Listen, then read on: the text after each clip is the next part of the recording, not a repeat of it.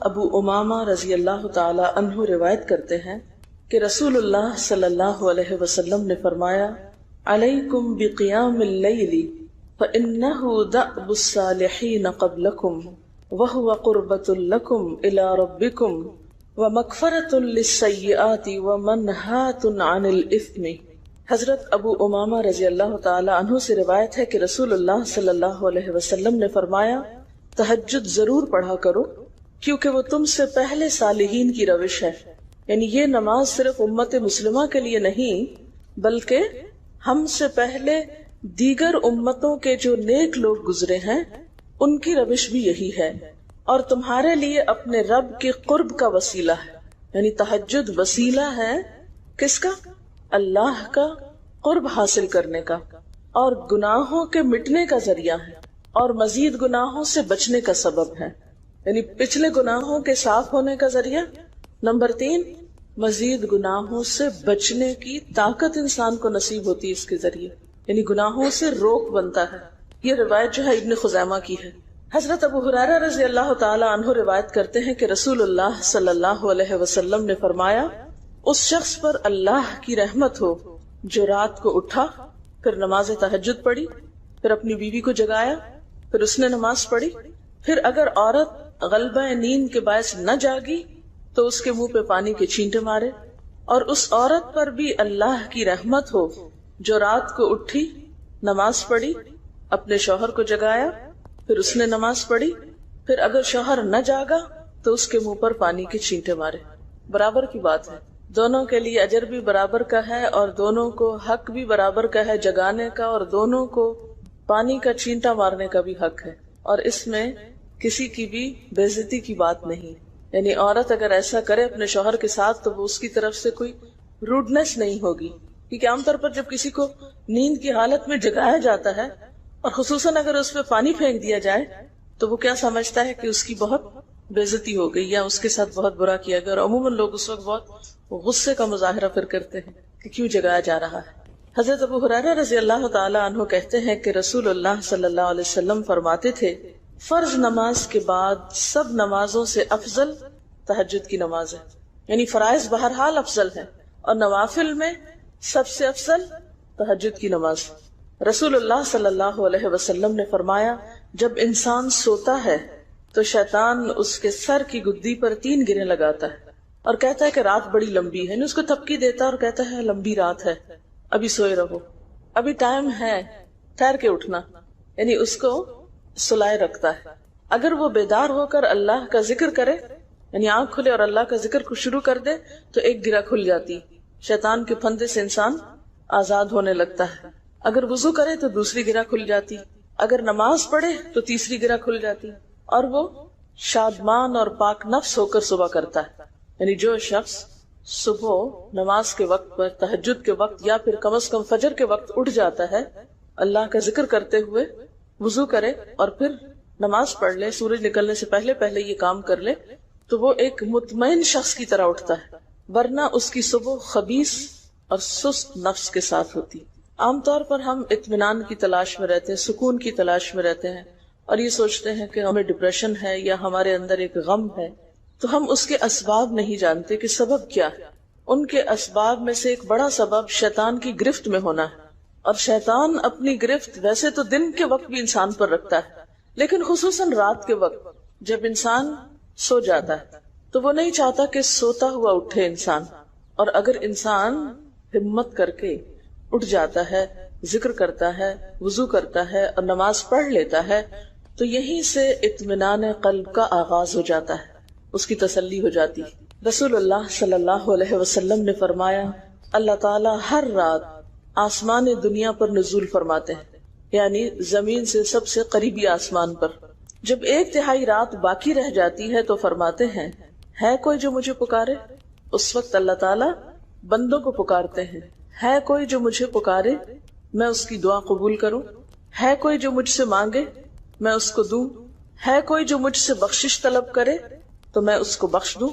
گویا یہ وقت دعا کی قبولیت کا وقت ہے، انسان جو مانگے اس کو ملتا ہے، اور خصوصی طور پر بخشش کے طلب کرنے کا وقت ہے، جیسے قرآن پاک میں آتا ہے وَبِالْأَسْحَارِ هم یستغفرون وبالاسحار هم یستغفرون، اور سحری کے وقت وہ استغفار کرتے ہیں۔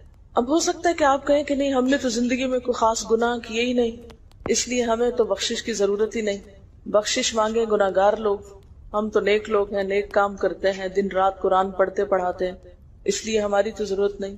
نہیں، نبی صلی اللہ علیہ وسلم جن کے اگلے پچھلے سب قصور معاف کر دیے گئے تھے، وہ اتنا لمبا قیام کرتے تھے کہ ان کے قدم مبارک سوج جاتے تھے۔ حضرت مغیرہ فرماتے ہیں رسول اللہ صلی اللہ علیہ وسلم نے اتنا لمبا قیام کیا رات کو کہ آپ کے پاؤں سوج گئے۔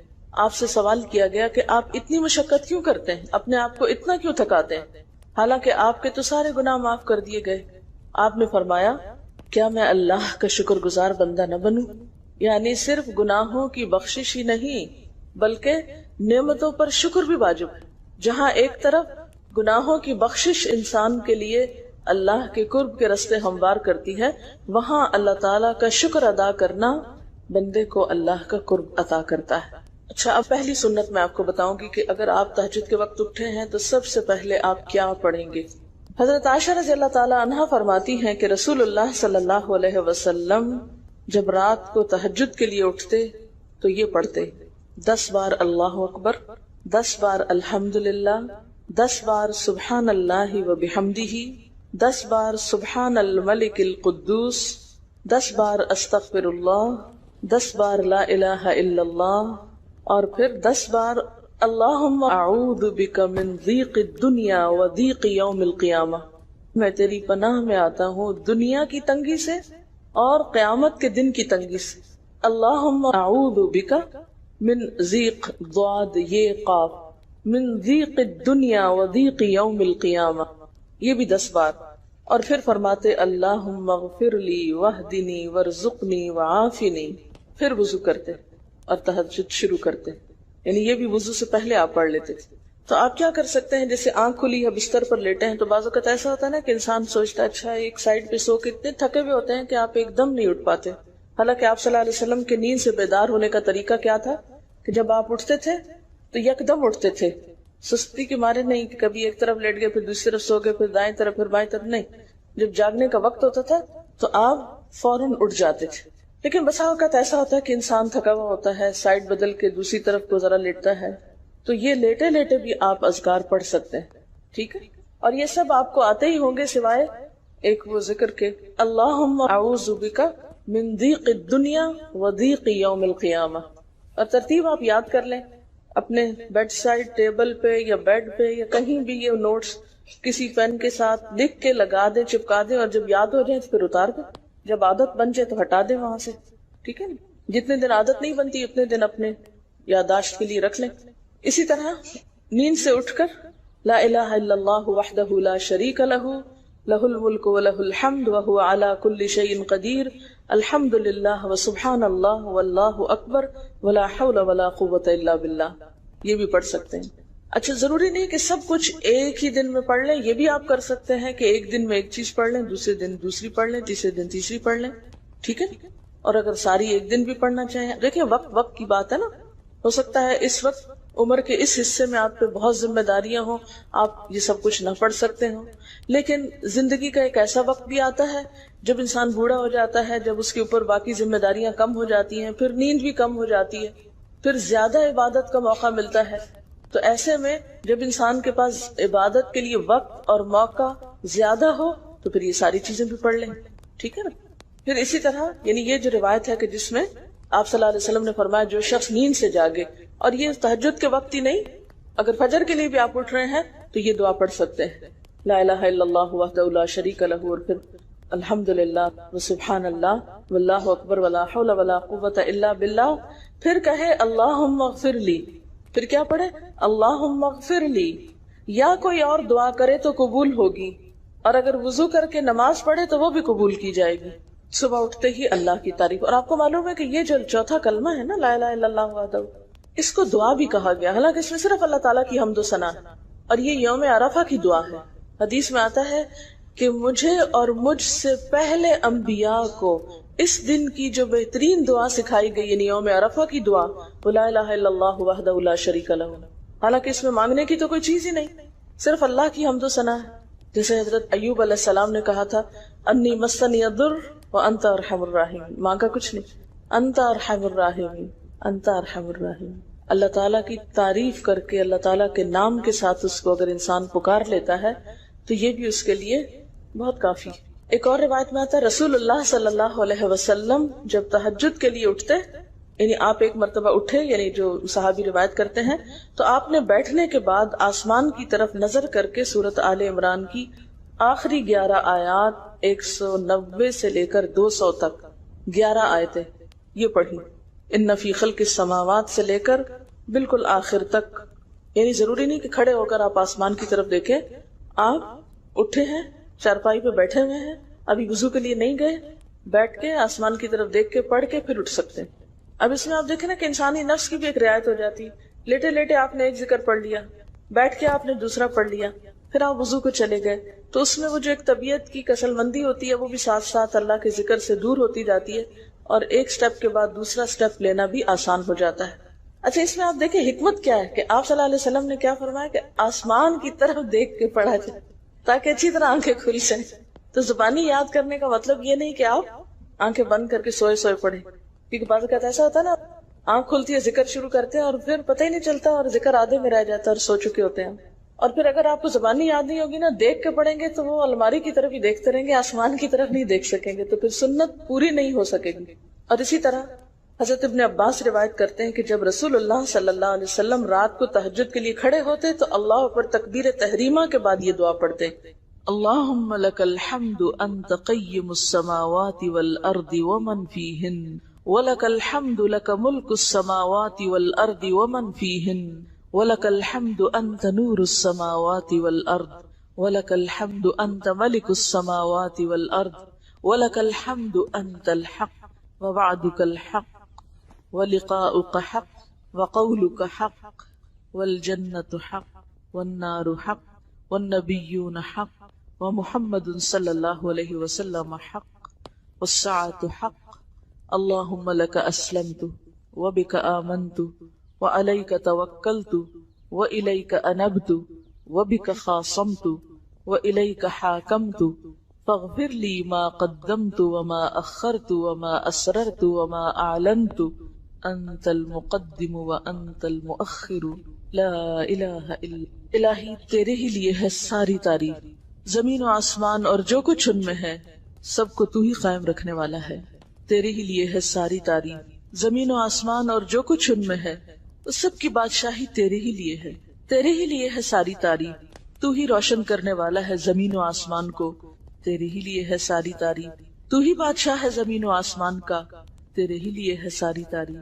تو حق ہے، تیرا وعدہ حق ہے، تیری ملاقات حق ہے، تیرا کلام حق ہے، جنت حق ہے، جہنم حق ہے، تمام انبیاء حق ہیں اور محمد صلی اللہ علیہ وسلم حق، قیامت حق ہے.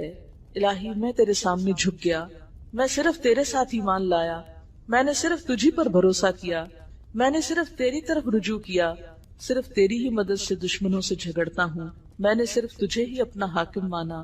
سو تو میرے اگلے پچھلے اور ظاہر و پوشیدہ اور جنہیں تو مجھ سے زیادہ جانتا ہے سارے کے سارے گناہ معاف کر دے. تو ہی آگے کرنے والا ہے، تو ہی پیچھے ڈالنے والا ہے، تیرے سوا کوئی سچا معبود نہیں. یہ جو دعا استفتاح ہے تہجد کے وقت کی، یہ باہر نہیں نماز کے اندر پڑھنے کی دعا ہے. ہم دعا مانگتے اللہم اجعلنی لک ذکارا لک شکارا. ان دعاؤں کے پڑھے بغیر ذکار کیسے بن سکتے ہیں؟ ذکار کا صیغہ تو فعال کے اوپر ہے نا، بہت زیادہ ذکر کرنے والا. والذاکرین اللہ کثیرا والذاکرات. تو ذاکرات کیسے بن سکتے ہیں جب تک کہ یہ دعائیں زبانی نہ آتی ہوں اور اپنے وقت پر نہ پڑھی جاتی. ویسے بھی ذکر بہت اچھی چیز ہے، لیکن جو مسنون ذکر ہے اور جو نبی صلی اللہ علیہ وسلم کے طریقے کے مطابق ہے، جو اطمینان قلب اور خوشی اس وقت اس کام کو اس طریقے پہ کر کے نصیب ہوتی ہے، وہ اس کے علاوہ نہیں ہوتی. اگر سے اس سے خوشی ہوتی ہے لیکن اس طرح کی نہیں نصیب ہوتی، اس طرح کا اطمینان نہیں ہوتا. آپ تجربہ کر کے دیکھ لیں، سنت کے مطابق زندگی گزارنا اور اپنی مرضی کے مطابق زندگی گزارنا، یہ دو مختلف لائف سٹائلز ہیں، دو مختلف طریقہ ہے زندگی ہیں. دونوں کا امپیکٹ فرق ہوتا ہے، اثرات فرق ہوتے ہیں.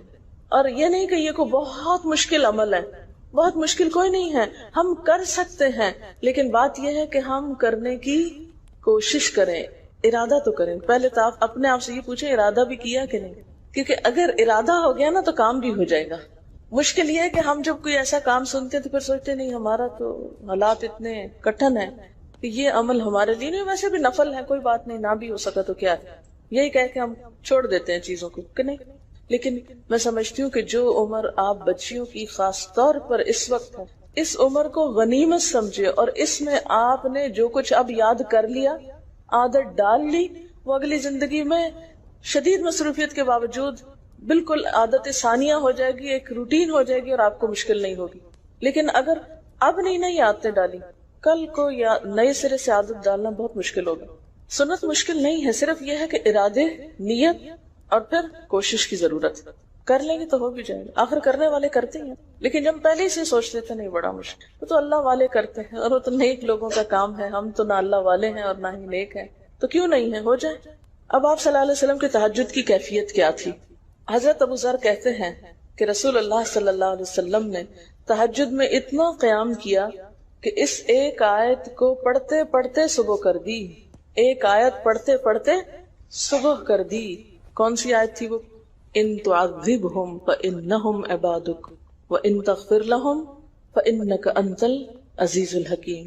ایک آیت کو اتنی دفعہ پڑھا اور پڑھتے رہے اور پڑھتے رہے اور پڑھتے رہے، اسی میں صبح ہو گئی۔ تو طویل قیام جو ہے ضروری نہیں کہ وہ صرف کس وقت ہو، کوئی لمبی سورت پڑھ گئی، چھوٹی سورت بھی ہو سکتی ہے، لیکن روح کے ساتھ، شعور کے ساتھ اگر آپ دوہرا کے بھی پڑھے۔ مثال کے طور پہ آپ نے کوئی سورت یاد کر لی ہے اور آپ پڑھنے کھڑے ہوئے ہیں اور آپ کو صحیح طرح آتی نہیں ہے، یا آتی ہے تو اتنی تیز نہیں آتی، بہت رٹی ہوئی نہیں ہے، تو کوئی بات نہیں، ایک ایک آیت کو 2 دفعہ 3 دفعہ بھی آپ اس کو پڑھ سکتے ہیں، اور اس طرح بھی پڑھ کے لمبا کر سکتے ہیں۔ یعنی طویل قیام صرف زیادہ قرات سے ہی نہیں، مختلف طریقوں سے ہو سکتا ہے۔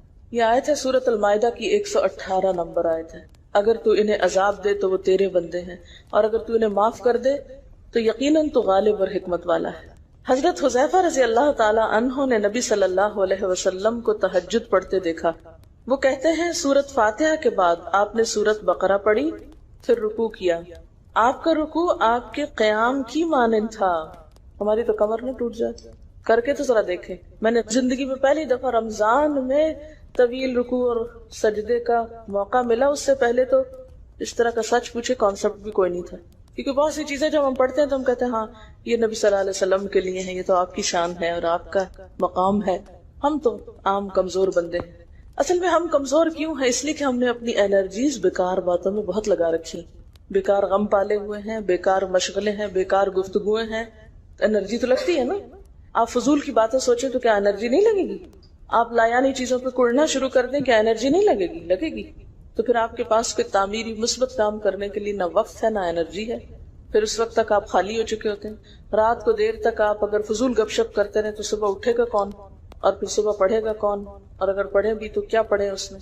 کبھی آپ نے سوچا کہ احادیث کی یہ جو کتابیں ہیں یہ ساری کی ساری صرف آپ کی گفتگو نہیں، آپ کے عمل کا بھی احاطہ کیے ہوئے ہیں، اور ٹوٹل آپ کی گفتگو یہی ہے۔ اور اگر ہم اپنی گفتگو کو دیکھیں اور ہماری باتوں کی کوئی کتاب تیار ہو، نبی صلی اللہ علیہ وسلم کی عظمت کو پہچانیں، ہم اپنی گفتگو کا جائزہ لیں۔ اگر ہماری گفتگو بھی ریکارڈ ہو کر لوگوں کے پاس جانے لگے، لوگوں تک پہنچنے لگے، ہم عملی نمونہ کیوں نہیں لوگوں کے لیے؟ ہمیں دیکھ کر لوگوں کے عمل کیوں نہیں بدلتے؟ ہماری بات لوگوں پر اثر کیوں نہیں کرتی؟ کبھی سوچا ہم نے؟ صرف اپنی گفتگو کے آئینے میں ہی اپنے آپ کو پہچان لیں کہ ہم کہاں ہیں، کون ہیں، کہاں کھڑے ہیں، لوگوں کے بیچ میں کیا باتیں کرتے ہیں، لوگوں کے پیٹھ پیچھے کیا باتیں کرتے ہیں، کہاں کس حال میں کیا کر رہے ہوتے ہیں۔ ہر شخص اپنے آپ کو خود پہچان سکتا ہے۔ کیا واقعی ہم اس لائق ہیں کہ کوئی ہم سے کچھ سیکھے؟ صرف اپنی گفتگو کے آئینے میں خود کو پہچانے۔ بعض اوقات کتنا بیکار بولتے ہیں، کتنا بے مقصد بولتے ہیں، کتنا ضرورت سے زائد بولتے ہیں۔ اس کا یہ مطلب نہیں کہ مصنوعی خاموشی اپنے اوپر مسلط کر لیں، کیونکہ پھر ہم دوسری ایکسٹریم پہ نکل جاتے ہیں، لیکن بامقصد گفتگو کتنی ہے ہماری باتوں میں جو واقعی فائدہ مند ہو، تو پھر ذرا روک بھی لیا کریں نا اپنے آپ کو۔ اپنے ساتھ خود ہی محنت کریں گے تو بات بنے گی، سوچیں تو احساس تو کریں، جب کریں گے تو انشاءاللہ کامیابی بھی ہوگی۔ لیکن پہلی بات تو یہ نا کہ ہم جو کچھ کرتے ہیں نہ اس کا حساب کرتے ہیں، نہ اس کے بارے میں سوچتے ہیں کہ ہم کر کیا رہے ہیں۔ ہمیں نیکی نہ کرنے کا موقع یا ہمارے نیکی نہ کرنے کا ایک سبب اور ایک بڑی وجہ ہماری انرجیز کا بیکار چیزوں میں استعمال ہونا ہے، فضول کی سیاست میں ملوث ہونا ہے، اپنی ذمہ داریوں کا ہمیں ہوش نہیں ہوتا، دوسروں کے کاموں میں مداخلت خوب سوچتی، خود کیا کر رہے ہیں اس کا کچھ پتہ نہیں، دوسرے کیا کر رہے ہیں اس سے بہت دلچسپی، یا کیا نہیں کر رہے۔ بہت سے لوگ، بہت سی خواتین کمر درد کی شکایت کرتے ہیں، اور اس کی ایک بڑی وجہ نمبر 1 رکوع کا صحیح پوزیشن پہ نہ ہونا ہے، اور نمبر 2 اس پوزیشن پہ کوئی ایکسرسائز نہیں ہماری ہوتی۔ یہ بتا رہی ہے کہ کسی کی کمر میں درد تھا اور ٹھیک نہیں ہوتا تھا کسی چیز سے، تو ڈاکٹر نے ان کو یہ مشورہ کیا کہ طویل رکوع اور طویل سجدے کریں، بیسٹ ایکسرسائز ہے، کر کے تو دیکھیں۔ اور اس میں آپ دیکھیں کہ صحیح پوزیشن پہ لائیں، بالکل اسٹریٹ رکھیں گردن اور کمر کو، پیٹھ اور گردن ایک لائن میں آنی چاہیے۔ بہت سے لوگ یوں ٹیڑھی کرتے ہیں، یوں کر کے بس کرتے ہیں، یہ غلط پوزیشن، اس سے تو اور بیمار ہو سکتے ہیں۔ کئی لوگ سر پھینک دیتے ہیں نیچے کو، یہ بھی غلط پوزیشن ہے، اس سے بھی کام خراب ہوتا ہے۔ اگر آپ صحیح پوزیشن پہ رکوع لمبا کریں تو یقینی طور پہ کمر درد کا علاج ہے۔ پٹھے مضبوط ہوتے ہیں نا کمر کے، آپ اس کو روک کے رکھے ہوتے ہیں ایک سیدھی لائن میں۔ 2 فیٹ کے درمیان کا فاصلہ بھی بہت معتدل رکھیں، نہ تو بہت قریب رکھیں اور نہ بہت کھلا رکھیں، بالکل معتدل، جس میں آپ آرام سے سکون سے کھڑے ہو سکیں اور آپ کا بیلنس قائم رہے۔ بیلنس کو قائم کرنا بے حد ضروری، ٹھیک ہے۔ حضرت حذیفہ نے نبی صلی اللہ علیہ وسلم کو تہجد پڑھتے دیکھا، وہ کہتے ہیں کہ سورۃ فاتحہ کے بعد آپ نے سورۃ بقرہ پڑھی، پھر رکوع کیا، آپ کا رکوع آپ کے قیام کی مانند تھا، یعنی جتنا لمبا قیام تھا اسی طرح رکوع تھا، پھر آپ نے رکوع سے سر اٹھایا اور کھڑے ہو گئے، اور آپ کا قوما یعنی رکوع کے بعد اٹھنے کا وقت بھی کافی طویل تھا۔ ہم تو بعض اوقات اٹھ کے کھڑے نہیں ہوتے کہ نیچے چلے جاتے ہیں، تو وہ بھی طویل تھا۔ صرف 2 رکعتیں بھی آپ ایسی پڑھ لیں نا کافی، اگر عام دنوں میں نہ پڑھی جائے تو ویکینڈ پہ پڑھ لیں۔ ہمارا تو ویکینڈ پہ لمبا سونے کا پروگرام ہوتا ہے نا، تو چلے دوبارہ سو جائیں، لیکن ہفتے میں 1 دفعہ کر لیں، اگر روز نہیں بھی کر سکتے 2 دفعہ کر لیں، ٹوائس اے ویک کر لیں۔ پھر آپ کا سجدہ آپ کے قومے کی مانند تھا، یعنی جتنا آپ کھڑے ہوئے تھے اتنا آپ پھر سجدہ کیا۔ آپ دونوں سجدوں کے درمیان اپنے سجدے کی مانند بیٹھے تھے، یعنی 2 سجدوں کے بیچ میں بھی آپ اتنی دیر بیٹھے جتنی دیر آپ نے سجدہ کیا تھا۔ بس آپ نے 4 رکعتوں میں سورۃ بقرہ، آل عمران، نساء اور المائدہ پڑھی۔ ہمیں اگر خود نہیں بھی آتی اور کوئی پڑھانے والا اتنی لمبی 1 دفعہ بھی تراویح کوئی پڑھا دے یا کوئی نفل پڑھا دے تو ہم دوسری دفعہ اس کے پاس نہ پڑھیں۔ تقریباً 7.25 پارے بنتے ہیں، جس کو ایک منزل کہا جاتا ہے۔ ایک دن کے تہجد میں آپ نے اتنا پڑھا، اور یہ تو قرآن کی قرات تھی، لیکن بیچ کے وقفوں میں تسبیحات اور اللہ کی تعریف اور حمد و ثنا اور ذکر، یہ آپ پر بس تھا۔ یہ وہی کر سکتا ہے جس کو واقعی اللہ سے حقیقی محبت ہو، صرف دعوے کی حد تک نہیں۔ میں کہتی ہوں چلے روزانہ نہ صحیح، ہفتے میں 1 بار، ہفتے میں نہیں، مہینے میں 1 بار، مہینے میں نہیں تو سال میں، رمضان میں، کسی موقع پر کچھ تو اللہ سے تعلق آئے، کچھ تو قرب پائیں۔ ہر شخص کے بس میں نہیں کہ ہر روز ایسی عبادت کرے، کیونکہ اللہ کے رسول صلی اللہ علیہ وسلم کا بہرحال مقام کچھ اور تھا، لیکن کچھ شوق، کچھ حسرت، کچھ تو دل میں ہونا ہی چاہیے، کوئی نیت، کوئی ارادہ، کوئی عزم، اور پھر اس کے لیے کوشش۔ تو وقت بچے گا کچھ آپ کے پاس فالتو باتوں کے لیے، فضول چیزوں کے لیے، کچھ سوچنے کے لیے، ٹینشن کے لیے بچے گا کچھ؟ سب کچھ بھاگ جائے گا، کچھ بھی نہیں بچے گا، کیونکہ ان عبادی لیس لک علیہم سلطان، میرے بندے ان پہ اے شیطان تیرا کوئی زور نہیں چلتا، بس چلتا ہی نہیں ان پہ تیرا، سارا زور ہی ان پہ چلتا ہے جو فالتو ہوتے ہیں۔ فالتو ذہن جو ہوتا ہے وہ شیطان کا گھر ہوتا ہے۔ حضرت حذیفہ بیان کرتے ہیں کہ میں ایک رات آپ صلی اللہ علیہ وسلم کے ساتھ نفلی نماز میں شریک ہو گیا، آپ نے سورۃ بقرہ شروع کر دی، میں نے سوچا کہ آپ 100 آیات پڑھ کر رکوع میں چلے جائیں گے، مگر آپ پڑھتے گئے۔ میں نے خیال کیا کہ سورۃ بقرہ کو 2 رکعتوں میں پڑھیں گے، لیکن آپ پڑھتے رہے۔ آپ نے سورۃ بقرہ ختم کر کے سورۃ نساء شروع کر دی، پھر ختم کر کے آل عمران پڑھنی شروع کر دی، اس کو بھی ختم کر دیا۔ آپ نہایت آشفگی سے پڑھتے جاتے تھے، جب ایسی آیت تلاوت کرتے جس میں سبحان اللہ کہنے کا حکم ہوتا ہے، جیسے سبح بحمد ربی جیسے مثال کے طور پر، تو سبحان اللہ کہتے۔ اگر کچھ مانگنے کا ذکر ہوتا تو سوال کرتے، اگر پناہ مانگنے کا ذکر ہوتا تو اعوذ باللہ پڑھتے۔ اس حدیث سے یہ بھی پتہ چلتا ہے کہ سورتوں کی ترتیب ضروری نہیں، کیونکہ آپ نے پہلے النساء پڑھی پھر آل عمران پڑھی۔ یہ جو ہر وقت لوگ پیچھا کیے رکھتے ہیں نا، بعض کا تو بہت ضد کرتے ہیں کہ آپ نے پہلی رکعت میں یہ پڑھائی تھی تو دوسری میں یہ کیوں پڑھا دی. یہ تو سنت میں ملتا ہے کہ پہلی رکعت طویل ہے دوسری کے مقابلے میں، لیکن یہ لازم نہیں کہ جو پہلی میں پڑھے اس کے بعد آگے والی صورتوں میں سے پڑھے، پیچھے والی میں سے نہیں پڑھ سکتے. رسول اللہ صلی اللہ علیہ وسلم نے عبداللہ بن عمرو سے کہا، مجھے بتلایا گیا ہے کہ تم ساری رات نفل پڑھتے اور دن کو روزہ رکھتے ہو. اگر تم ایسا کرو گے تو تمہاری آنکھ کمزور اور طبیعت سست ہو جائے گی. یعنی ہر روز روزہ اور ہر رات جگراتا تمہاری جان اور تمہارے بال بچوں کا بھی تم پر حق ہے، اس لیے روزہ رکھو اور افطار بھی کرو اور رات کو قیام کرو اور سو بھی. یعنی ساری رات تہجد پڑھنا یا نفل پڑھنا پسندیدہ نہیں ہے، رات کو سونا بھی پسندیدہ ہے. ہمارے ہاں 27ویں رات کو پوری رات جاگنا لازم سمجھا جاتا ہے، تو نبی صلی اللہ علیہ وسلم سے کوئی رات بھی پوری کی پوری جاگنا ثابت نہیں. کیونکہ اگر انسان صرف جاگتا ہی جاگتا چلا جائے تو وہ آسان ہوتا ہے، ایک دفعہ سو کے پھر اٹھنا جو ہے نا وہ اصل میں نفس کا امتحان ہوتا ہے، وہ مشکل ہوتا ہے. اسی طرح نبی صلی اللہ علیہ وسلم 3 دن سے کم میں قرآن مجید ختم کرنا پسند نہیں فرماتے تھے. آپ نے حضرت عبداللہ بن عمرو سے فرمایا کہ 1 ماہ میں پورا کر لو. انہوں نے عرض کی میں اس سے زیادہ تلاوت کی طاقت رکھتا ہوں، فرمایا 20 دن میں کر لو. ان کا میں اس سے زیادہ کی طاقت رکھتا ہوں، فرمایا 7 دن میں ختم کر لیا کرو، اس سے زیادہ کی اجازت نہیں. یعنی وہ ایک منزل کر کے. صحابہ کرام چونکہ اس زمانے میں مصحف اس طرح تھوڑی چھپے ہوئے تھے کہ کتابوں کی شکل میں ہو، جو قرآن تھا لوگوں کے سینوں میں تھا، یاد کیے ہوئے تھے، اور وہ یاد کیا ہوا کہیں صبح کے وقت الگ بیٹھ کے نہیں پڑھا کرتے تھے. وہ کہاں پڑھتے تھے؟ تہجد میں نماز کے اندر پڑھا کرتے تھے. اب یہ تو ہم لوگوں کی مشکل ہوگی نا کہ ہمیں آتا کچھ نہیں زبانی، تو پھر ہم دیکھ کے پڑھتے ہیں تو نماز میں پھر وہ مشکل ہوتا ہے تو الگ رکھ کے پھر اس کو پڑھ رہے ہوتے ہیں. ٹھیک ہے، لیکن زیادہ بہترین پڑھنا نماز کے اندر کا پڑھنا ہے، اگرچہ دیکھ کے پڑھنے کی اس میں بھی اجازت ہے. لیکن ان کی چونکہ شدید حرص تھی حضرت عبداللہ بن عمرو کی، تو آپ نے ان کو 3 دن کی پھر اجازت دے دی تھی، اور آپ نے فرمایا کہ اس شخص کو قرآن کی کچھ سمجھ نہیں ہو سکتی جو 3 سے بھی کم دن میں قرآن پڑھے. نبی صلی اللہ علیہ وسلم نے فرمایا جو شخص رات کے نوافل میں 200 آیات تلاوت کرتا ہے وہ اطاعت گزار مخلص لوگوں میں شمار ہوتا ہے. انہ من عبادنا المخلصین، وہ آتا ہے نا قرآن پاک میں انبیاء کی صفت میں سے. تو جو شخص رات کو نماز میں یعنی نفل میں 200 آیات تک تلاوت کرتا ہے وہ اطاعت گزار مخلص بندوں میں شمار ہوتا ہے. اور سنن دارمی میں واضح طور پر آتا ہے کہ نبی صلی اللہ علیہ وسلم ساری رات نوافل نہیں پڑھا کرتے.